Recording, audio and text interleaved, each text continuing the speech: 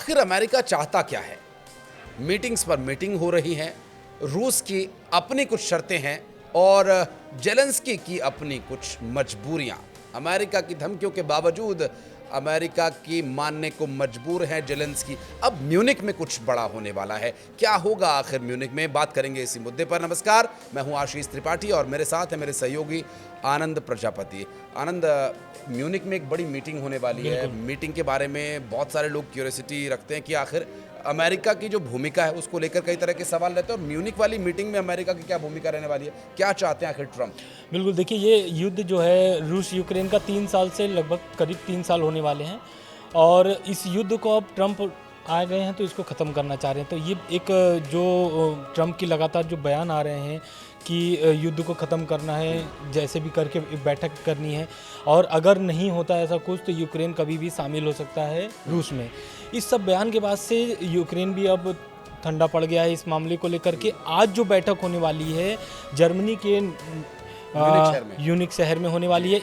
इस बैठक में अमेरिका, रूस और यूक्रेन के प्रतिनिधि शामिल होंगे और अमेरिका के इसमें विदेश मंत्री और उपराष्ट्रपति दोनों ही नेतृत्व में इन लोगों की बैठक होगी और इस बैठक में यही चर्चा होगा कि शांति वार्ता के लिए कैसे क्या प्रस्ताव हैं, कैसे शांति वार्ता स्टार्ट की जाएगी।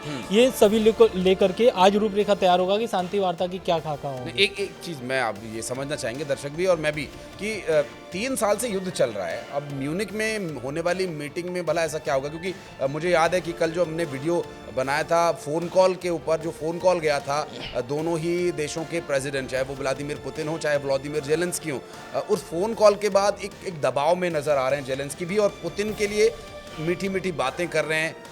ये इतनी नज़दीकियाँ रूस के साथ और फिर यूक्रेन के तो दोस्त हैं। बिल्कुल, देखिए अब क्या है ना कि ट्रम्प एकदम स्पष्ट हैं कि भाई युद्ध को ख़त्म करना है कैसे भी करके। कल करीब 90 मिनट बात हुई है, करीब डेढ़ घंटे पुतिन से बात हुई है और लगभग 1.5 घंटे इनसे भी बात हुई है जेलेंस्की से। पहले पुतिन से बात करने के बाद एक ट्वीट आता है ट्रम्प का कि मेरी ये क्या बोलते हैं मिडिल ईस्ट और रूस अमेरिका के संबंध और यूक्रेन युद्ध खत्म करने को लेकर के बातचीत हुई है और इस बातचीत को लेकर के उन्होंने शेयर किया और कहा कि अब इसके बाद मैं जेलेंस्की से भी बात करूंगा, जो यूक्रेन के राष्ट्रपति हैं व्लादिमीर जेलेंस्की, उनसे बात करेंगे और जेलेंस्की से बात करने के बाद उनकी एक प्रतिक्रिया आती है। ये सभी बातचीत के बाद जेलेंस्की बोलते हैं, जेलेंस्की की प्रतिक्रिया ये है कि सब जो भी नीति बन रही है वो सब कुछ पुतिन के अनुसार नहीं होना चाहिए। ये कल देर रात में जेलेंस्की का बयान आता है कि जो शांति वार्ता के लिए वो भी तैयार है, लेकिन जो भी रणनीति तैयार होगी वो पुतिन के अनुसार नहीं होनी चाहिए, वो दोनों देशों यानी कि रूस और यूक्रेन दोनों देशों के आपसी सहमति के अनुसार ही होना चाहिए। बिल्कुल, ये एक तरफा ना हो, चूंकि इस तरह की दिखाई भी दे रही है परिस्थितियां कि जो पुतिन चाह रहे हैं वो उस तरह से बात भी, डोनाल्ड ट्रंप की भी बातें उसी तरह से आ रही हैं। मुझे याद है कि जब उन्होंने वो जो 17 रेयर खनिज जो है उनकी मांग की थी, ये खनिज $500 बिलियन के, आप 1500 माफ कीजिएगा $1500 बिलियन के ये खनिज आप हमें दे दीजिए, वरना जो हमने मदद दी हम वापस भी ले सकते हैं। ये लेने और देने से मुझे एक और पॉइंट याद आ रहा है, वो जो जमीन का विवाद है 2014 का जो जमीन का विवाद है, वो क्या है? ट्रम्प का जब ये बयान आया था कि यूक्रेन कभी भी रूस में शामिल हो सकता है, इसके बाद जेलेंस्की का बयान आता है। जेलेंस्की बोलते हैं कि ज़मीन की अदला बदली के लिए हम लोग तैयार हैं। ये ज़मीन का अदला बदली वो है जो लगभग 3 साल से जो युद्ध चल रहा है उसमें जो यूक्रेन ने रूस के ज़मीन कब्जा किया हुआ है और जो रूस ने यूक्रेन का ज़मीन कब्जा किया उसको लेकर के अदला बदली को लेकर तैयार है। लेकिन इन सब बातचीत के बीच यूक्रेन ने एक और अपनी मतलब की बात रखी है। उसने कहा कि 2014 में जो रूस ने कब्जा किया था ज़मीन, वो भी ज़मीन मुझे चाहिए। तो इसको लेकर के अमेरिका ने कल स्पष्ट कर दिया। अमेरिका का कहना है कि 2014 वाली जो बॉर्डर है उस पर कोई भी बातचीत नहीं होगी। जो भी बातचीत होगी ज़मीन का अदला बदली का, वो ये जो 2-3 साल में हुए हैं वॉर के समय में जो भी ज़मीन जिसका गया है वो उसी ज़मीन पर ही बात करेंगे। 2014 वाले पे कोई भी बातचीत नहीं होगी। नहीं, ये चूँकि ये देखना भी काफ़ी अभी चुनौतीपूर्ण रहेगा जेलेंस्की के लिए भी और परेशानी का दौर रहेगा उन लोगों के लिए भी। यूक्रेन और रूस के बीच चल रहे इस युद्ध को शांत कराने की जिम्मेदारी ली है। 100 दिन का उन्होंने दावा किया था कि 100 दिन में मैं युद्ध खत्म करा दूंगा। अब अगर वो शर्तें लगाएंगे तो भला फिर यूक्रेन पर एक अतिरिक्त दबाव नहीं होगा? बिल्कुल देखिए, ट्रम्प का जो टारगेट था कि जिस दिन वो 20 जनवरी को शपथ लिए उस दिन से लेके 100 दिन का वो टारगेट बनाए हुए हैं कि ये जो लगभग 3 साल से जो युद्ध चल रहे हैं ये खत्म हो जाए। वो चुनाव प्रचार में भी, जब अमेरिका में जब चुनाव था तब चुनाव प्रचार में भी ये बार बार बोल रहे थे कि चाहे वो इजराइल हमास का युद्ध हो, चाहे फिर वो रूस यूक्रेन का युद्ध हो, युद्ध खत्म होना चाहिए। क्योंकि ट्रम्प एक खुद व्यापारी आदमी है, तो ये चीज़ को वो समझते हैं। तो इस सब चीज़ को लेकर के उन्होंने एक टारगेट तैयार किया था। अभी क्या है कि इजराइल हमास का जो सीज़फायर हो चुका है 19 जनवरी को ही हो चुका है। अब रह गई बात है रूस यूक्रेन का, तो उनका पूरा जो फोकस है ट्रम्प का वो रूस यूक्रेन पर ही है। आज जो बैठक होने वाली है जर्मनी में, आज ही लगभग इसका आधा जो खाका है वो तैयार हो जाएगा शांति वार्ता का। अब ये शांति वार्ता को लेकर के, शांति वार्ता से पहले शायद ट्रम्प और पुतिन की मुलाकात होगी सऊदी अरब में। ऐसी खबरें आ रही हैं कि ट्रम्प और पुतिन की जो मुलाकात होगी वो सऊदी अरब में होगी। अब ये सब चीज़ को लेकर के यूक्रेन पूरी चिंतित में है कि करना क्या है, क्योंकि अब वो जो कल का इनका जो लास्ट बयान आया हुआ है यूक्रेन का कि भाई जो भी रणनीति आप तैयार कर रहे हैं शांति वार्ता को लेकर के, उसमें यूक्रेन को भी आप शामिल करिए।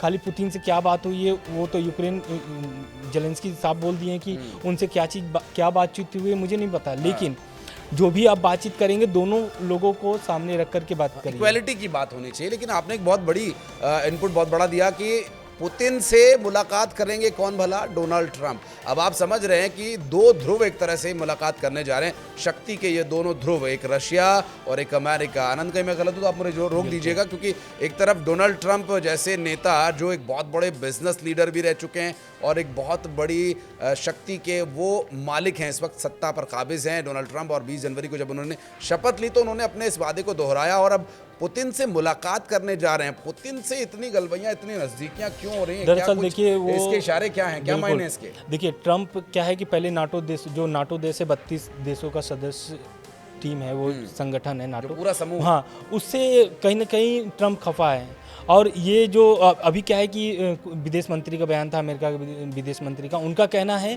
कि अब यूक्रेन की कोई भी सहयोग नहीं करेगा। दूसरी बात, अब ये जिम्मेदारी यूरोपीय देशों की भी है, जो नाटो के जो सदस्य उनकी भी ये क्या बोलते हैं कि उनकी भी ये जिम्मेदारी है कि यूक्रेन को कैसे वो सहायता करते हैं। अमेरिका अब कोई भी सहयोग नहीं करेगा इन सब चीज़ों को लेकर के। दूसरा पॉइंट ये है कि रूस से नज़दीकियाँ इसलिए बना रहे हैं क्योंकि वो चीन को कमज़ोर करना चाह रहे हैं ट्रंप। चीन की जो दादागिरी है उस पर थोड़ा सा वो लगाम लगाना चाहते हैं, इसलिए वो रूस से थोड़ी अपनी नज़दीकियाँ बढ़ा रहे हैं। और कहीं ना कहीं अगर रूस और अमेरिका साथ आते हैं तो चीन कमज़ोर पड़ जाएगा, क्योंकि चीन और रूस की जो दोस्ती है वो जग जाहिर है। और वीटो पावर का भी इसमें कुछ आदान प्रदान रहने वाला है। बिल्कुल वीटो पावर है, रूस के पास है, चीन के पास है। तो अगर अमेरिका रूस साथ में आ जाते हैं तो जाहिर सी बात है चीन अकेला पड़ जाएगा।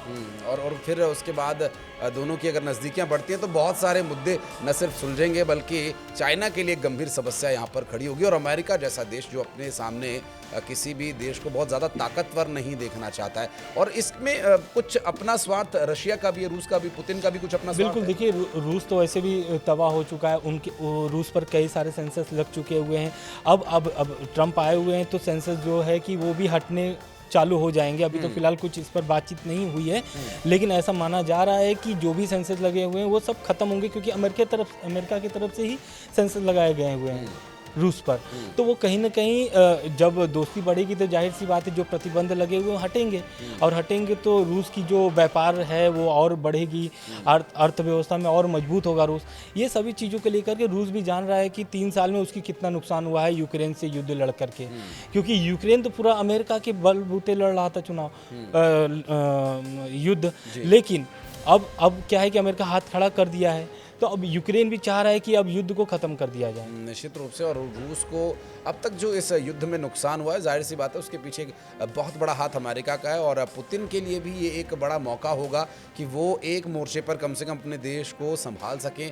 अगर अमेरिका के साथ वो बातचीत आगे बढ़ाते हैं तो निश्चित रूप से ये पूरी दुनिया में संदेश जाएगा कि अब रूस और अमेरिका साथ साथ हैं। ऐसे में अमेरिका को अपनी, चाहे वो ऊपरी मन से ही दोस्ती दिखा रहा हो, लेकिन अपनी दोस्ती का हक अदा करना होगा और यूक्रेन को दी जाने वाली मदद को रोकना होगा, जिससे कि उसका सीधा असर पड़ेगा रूस और यूक्रेन के बीच चल रहे युद्ध को लेकर। तो क्या अभी प्रारंभिक तौर पर हम ये उम्मीद करें कि कोई सीज फायर जैसी स्थिति होगी, शांति वार्ता के बाद जो स्थिति होगी वो तो बहरहाल बिल्कुल देखिए, ये शांति वार्ता इसीलिए बनाया जा रहा है क्यों जो टीम तैयार की है पुतिन ट्रंप ने, वो यही चाह रहे हैं कि युद्ध विराम का जो बातचीत है वो वहीं से स्टार्ट होगा, शांति वार्ता से ही स्टार्ट होगा। अब शांति वार्ता में जो यूक्रेन और रूस के जो प्रतिनिधित्व शामिल होंगे, अब वो प्रतिनिधित्व पर ही डिपेंड करता है कि वो क्या अपनी राय रखते हैं, क्योंकि देखिए दोनों तरफ से नुकसान हुए हैं, दोनों देशों को नुकसान हुए हैं, दोनों देशों की ज़मीन गए हुए हैं, चाहे वो यूक्रेन की ज़मीन हो चाहे वो रूस की ज़मीन हो,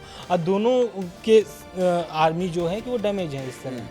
तो वो चाहते हैं कि कहीं ना कहीं अब युद्ध खत्म हो। निश्चित रूप से, और क्योंकि ये युद्ध की समाप्ति दोनों ही देशों की तरक्की के लिए ज़रूरी है। एक तरफ जहां व्लादिमीर जेलेंस्की के लिए एक गंभीर चुनौती ये है कि वो अमेरिका की धमकी के बाद भी उसे अपना दोस्त मान रहा है और यहाँ तक कह रहा है कि अमेरिका के अलावा ये युद्ध कोई रुकवा नहीं सकता, यूक्रेन की मदद अमेरिका के अलावा कोई और कर नहीं सकता। भले ही नेटो देशों की तरफ से उसे समर्थन मिल रहा हो, अगर इसके बाद भी वो ये कहने पे तैयार हैं कि अमेरिका ही मदद करेगा या अमेरिका ही मध्यस्थता करेगा, तो ये निश्चित रूप से जाहिर है कि किस दबाव से इस वक्त व्लादिमीर जेलेंस्की गुजर रहे हैं। लेकिन एक बहुत ही महत्वपूर्ण बिंदु यहाँ पर ये उठ रहा है कि अमेरिका और रूस की नज़दीकियाँ क्या नए गुल खिलाएंगी और वो वर्ल्ड पॉलिटिक्स पर, जियो पॉलिटिक्स पर कितना बड़ा इंप्रेशन डालेगा। चाइना और अमेरिका के बीच जो बिजनेस को लेकर एक कंपटीशन है, या यूं कहें कि चाइना ने जो एकाधिकार जमा लिया है लघु उद्योगों पर, जो बड़ी बड़ी इंडस्ट्रीज़ अमेरिका में थी वो काफ़ी हद तक इससे प्रभावित हुई है। और शी जिनपिंग तो अपने आप में एक वर्ल्ड लीडर है, और यहाँ ट्रंप अपने आप को उतना शक्तिशाली अभी दिखाना चाहते हैं जिससे कि वो चाइना को भी अपने कंट्रोल में ले सके, क्योंकि चाइना आनंद उतना कंट्रोल में अमेरिका के है नहीं जितना वो रूस को अब इन दिनों मुझे लगता है कि इस मीटिंग के बाद लेने की कोशिश करेंगे। बिल्कुल देखिए, अभी चाइना का इस पर कोई भी प्रतिक्रिया नहीं आई है इस सभी मामलों को लेकर के। अभी चाइना चुप है, चाइना भी नहीं चाहता है कि बीच में कूदे वो। क्यों? क्योंकि जो भी अब देखिए इसमें चाइना अपना व्यापार भी देख रहा है, अपना ही देख रहा है वो। हालांकि वो रूस से दोस्ती नहीं तोड़ेगा, भले वो रूस से अमेरिका की दोस्ती हो जाए, लेकिन संबंध चाइना और रूस के वही रहने वाले हैं। क्यों? क्योंकि पुतिन जानते हैं कि अमेरिका कहीं भी कभी भी कुछ भी कर सकता है। कुछ भी इसलिए कर सकता है क्योंकि अमेरिका एक शक्तिशाली देश है। अभी देखिए क्या बोलते हैं, कतर और मिस्र अभी आपके ये गए हुए थे, ये जॉर्डन के किंग गए थे अब्दुल द्वितीय, उन्होंने जॉर्डन और इसको मिस्र को पहले ही ये धमकी दे चुके थे कि भाई अगर फ़िलिस्तीनियों को आप अपने यहाँ जगह नहीं देते हैं तो ये आपकी जो सहायता दी जा रही है अमेरिका की तरफ से वो बंद कर दी जाएगी, क्योंकि फ़िलिस्तीनियों को शरण देना आपको पड़ेगा ही, क्योंकि वो जो फ़िलिस्तीनी हैं, क्योंकि मिस्र और जॉर्डन में ही जाकर के वो लोग शरण ले रहे हैं। बहुत सारे फ़िलिस्तीनी अभी शरण ले चुके हैं।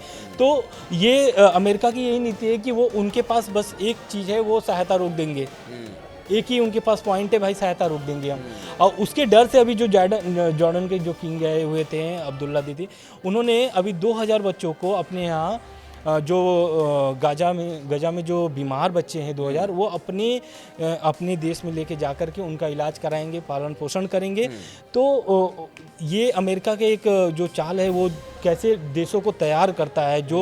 जो देश पिछले दिनों बोल रहा था कि हम फ़िलिस्तीनियों को शरण नहीं देंगे, अब वो खुद ऐलान कर रहा है कि मैं बीमार बच्चों को लेकर के जाऊंगा अपने देश में और उसका इलाज कराऊंगा।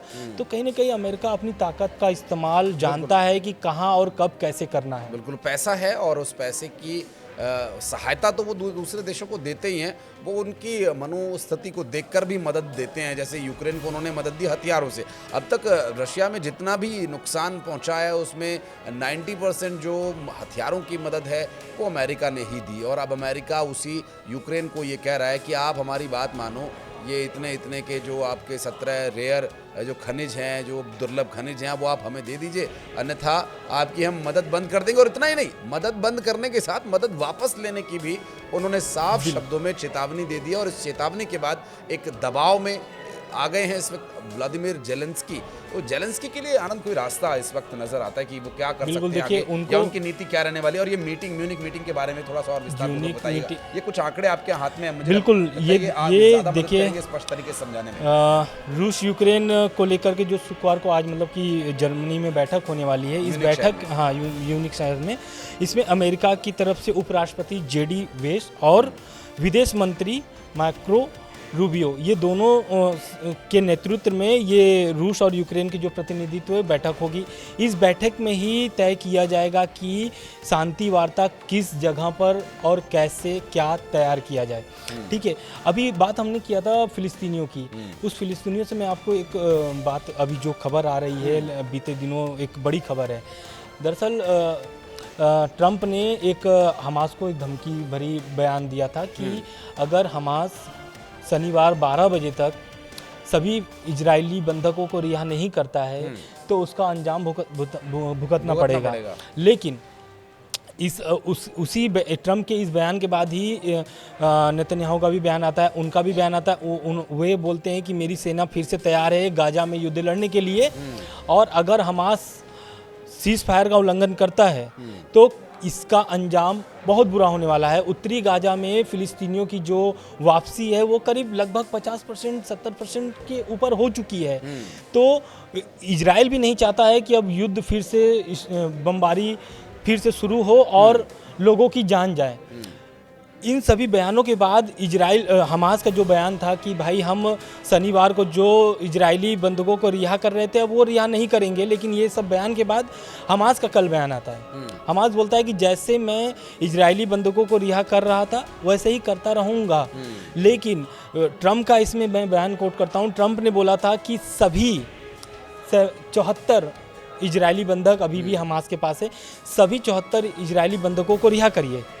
लेकिन हमास ने ऐसा नहीं कहा। हमास ने कहा जैसे मैं रिहा कर रहा हूँ उसी तरह रिहा करूँगा। रिहा करने का मतलब है कि वो 3-3 हर शनिवार को 3 इजरायली बंधकों को रिहा कर रहा है। तो ये कहीं ना कहीं जो ट्रंप का बयान है ये उल्लंघन है, ट्रंप का बयान का बात नहीं मान रहा है हमास। लेकिन इसके लिए तैयार है कि भाई जैसे मैं कर रहा हूँ वैसे करता रहूँगा। लेकिन अब ये देखना ये होगा कि शनिवार तक क्या हमास सभी इजरायली बंधकों को रिहा कर देगा या फिर वो जैसे करते आया है वैसे ही करेगा। अगर हमास कुछ भी गड़बड़ करेगा इन सभी मामलों को लेकर के, क्योंकि ट्रंप एकदम एक्शन मोड में है, ट्रंप लगातार बयान दे रहे हैं, चाहे वो इजराइल हमास का युद्ध हो, चाहे फिर आपका वो रूस यूक्रेन का युद्ध हो। इधर रूस यूक्रेन का जो हम लोगों ने आप लोगों को अपडेट दिया है, ये तो अपडेट है ही, लेकिन ये जो इजराइल और हमास वाला जो मसला चल रहा था, इसमें कल जो अपडेट आया है, इस अपडेट से ये तय हो जाएगा कि रविवार को फिर से क्या गोला बारूद इस्तेमाल किया जाएगा गाजा में या फिर नहीं किया जाएगा। तो ये अब तक के जो मिडिल ईस्ट का हो गया या फिर जो यूरोपीय देश रूस यूक्रेन को जो सपोर्ट कर रहे थे, तो कहीं ना कहीं ट्रंप जो है वो पूरे विश्व को एक साथ साधते हुए सब चीज़ को, क्योंकि वो देखिए पूरे तैयारी में आए हुए हैं। ट्रंप 20 जनवरी को जो शपथ ले रहे थे उसके पहले से ही वो मूड बना लिए थे कि भाई जितने भी जो बाइडेन के समय में युद्ध शुरू हुए हैं, जंग शुरू हुए हैं, मैं सबको ख़त्म करूंगा, क्योंकि जो उनका नीति है वो व्यापार नीति है ट्रंप का। इससे पहले भी वो सत्ता में रह चुके हैं और उनकी जो व्यापार नीति है वो जग जाहिर है। तो वो कहीं ना कहीं नुकसान नहीं कराना चाहते हैं। अभी जो एलन मस्क हैं, टेस्ला के मालिक हैं, जो उनका और ट्रंप का दोस्ती भी है और उनके अभी बात भी चल रही थी जब शपथ के पहले कि क्या हो सकता है कि एलन मस्क फिर से एलन मस्क क्या कैबिनेट में, ट्रंप के कैबिनेट में शामिल हो सकते हैं। अभी ऐसा कुछ हुआ नहीं है, लेकिन अभी प्रधानमंत्री नरेंद्र मोदी का अमेरिका दौरा था, तो कल एलन मस्क और प्रधानमंत्री का मुलाकात हुआ है। एलन मस्क अपने पूरे परिवार के साथ प्रधानमंत्री नरेंद्र मोदी से मुलाकात की है। उसके बाद प्रधानमंत्री मोदी की ट्रंप से मुलाकात होती है। तो कहीं ना कहीं जो ट्रंप की जो व्यापार नीति है वो दिख रहा है, चाहे वो भारत हो, चाहे फिर वो रूस हो, चाहे फिर वो यूक्रेन हो, चाहे वो इजराइल हो, हमास हो, ईरान की मैं बात करता हूँ। ईरान अभी क्यों चुप है? क्योंकि ईरान और जो ईरान के जो सुप्रीम लीडर है वो कहीं ना कहीं ट्रंप से दोस्ती बढ़ाना चाह रहे हैं, इसलिए अभी तक कोई भी इस पूरे मसले पर बिल्कुल अयतुल्ला अली खमनेई की मैं बात कर रहा हूँ, वो एकदम अभी चुप बैठे हुए हैं, कोई भी उनकी प्रतिक्रिया नहीं आई है, क्योंकि इजराइल डायरेक्ट बोल दिया था कि भाई अगर सीज़ फायर का हमास उल्लंघन करता है तो सेना मेरी फिर से गाज़ा में लड़ाई लड़ने के लिए तैयार है, लेकिन अभी तक कोई भी ईरान का बयान नहीं आया। तो इससे ये दिखता है कि ट्रंप का जो व्यापार नीति है वो अब सामने दिखने लगा है। बिल्कुल। और किसी भी बिजनेसमैन के लिए मुनाफा सबसे बड़ी चीज़ होती है। आफ्टर ऑल प्रॉफिट होना ज़रूरी है और उसी नीति पर चलते हैं, क्योंकि बिजनेस लीडर रह चुके हैं डोनाल्ड ट्रंप, और उनका ये मानना भी है और इस ओर वो कदम बढ़ाते भी दिखाई दे रहे हैं। जैसा आनंद ने बताया भी कि चाहे वो गज़ा और हमास के इजराइल के वो युद्ध वाले क्षेत्रों, वहाँ देखिए सीज़ फायर करा दिया है, शांति की अब बातचीत हो रही है। हालांकि ईरान वाला विषय थोड़ा अलग है, हम उस पर भी एक वीडियो बात करेंगे। हम कोशिश करेंगे कि आनंद हमारे साथ जुड़े, हालांकि बहुत व्यस्त रहते हैं, बहुत सारे काम इन्हें करने होते हैं। आज बहुत मुश्किल समय इनका निकाल कर मैं लेकर आया हूँ, तो क्योंकि ये काफ़ी पढ़ते हैं उस बारे में, काफ़ी समय निकाल कर ऐसे विदेशी मामलों पर ये पढ़ाई करते हैं, जानते हैं, और इस पर नज़र इनकी रहती है, और ख़ास करके उन्हीं विषयों को देखते हैं। इसलिए इनसे समझना मुझे लगा कि बेहतर हमें भी समझा पाएंगे, हमारे दर्शकों को भी। ये जो बिजनेस माइंड लेकर वो चल रहे हैं डोनाल्ड ट्रंप, अब उसका आगे क्या असर रहेगा, ये भी एक महत्वपूर्ण विषय रहेगा। लेकिन एक और महत्वपूर्ण वीडियो हम आपके लिए लेकर आने वाले हैं, जिसमें कि डोनाल्ड ट्रंप की भारत से मुलाकात हुई। तो भारत क्योंकि एक बड़ा बाजार क्षेत्र उनके लिए है, बहुत मुनाफे का सौदा है, इसलिए प्रधानमंत्री नरेंद्र मोदी की बड़ी आवभगत वहाँ पर हुई, और प्रधानमंत्री नरेंद्र मोदी जो कि वर्ल्ड वाइड एक बड़े लीडर के तौर पर उभरे हैं, तो डोनाल्ड ट्रंप भी इस बात से पूरी तरह से एक्सेप्ट कर रहे हैं इस बात को, और पूरी तरह से इस बात को स्वीकार भी कर रहे हैं। उन्होंने उन्हें एक शानदार और महान नेता बताया है, और बांग्लादेश के मुद्दे पर एक सेपरेट वीडियो मैं लेकर आ रहा हूँ। आप बताइएगा इस वीडियो के अंत में कमेंट में कि आखिर आप किन टॉपिक्स पर वीडियो देखना चाहते हैं, और प्रधानमंत्री और डोनाल्ड ट्रंप की मुलाकात के बाद जो दुनिया भर में या भारत और अमेरिका के रिश्तों में जो बदलाव आने वाला है, उसके बारे में अगर आप कोई राय देना चाहें तो मैं अपने अगले वीडियो में उसे सलाह के तौर पर ज़रूर शामिल करना चाहूँगा। इस वीडियो में हमने जो विषय दिए आपको, अगर आपको अच्छे लगे आप लाइक कीजिएगा, शेयर कीजिएगा, हमारे चैनल को सब्सक्राइब कीजिएगा, और कमेंट करके ज़रूर बताइएगा कि इस वीडियो में बातचीत में हम कौन से और टॉपिक अगले वीडियो में शामिल कर सकते हैं। धन्यवाद। धन्यवाद।